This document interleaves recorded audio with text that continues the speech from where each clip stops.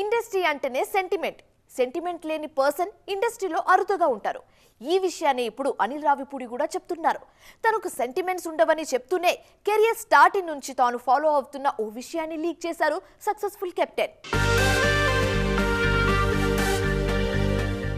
రాజమౌళి తర్వాత టాలీవుడ్ లో 100% success ratio ఉన్న డైరెక్టర్ ఎవరని అంటే without any doubts Anil Ravipudi పేరు వినిపిస్తుంది.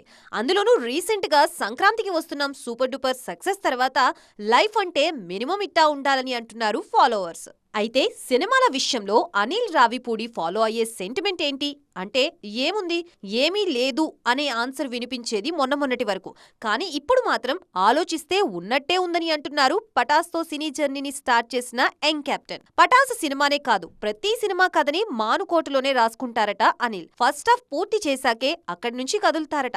సినిమాలో హీరో ఎవరైనా, ప్రాజెక్ట్ స్కేల్ ఎంత పెద్దదైనా ఖచ్చితంగా మానుకోటలో పెన్ను పెట్టాల్సిందేనని అంటున్నారు అనిల్. సీనియర్లలో నందమూరి బాలయ్యకి ది బెస్ట్ మూవీ ఇచ్చిన ఈ డైరెక్టర్ ఇప్పుడు మెగాస్టార్ మూవీ స్క్రిప్ట్ కోసం మానుకోట ట్రావెల్ చేస్తున్నారు.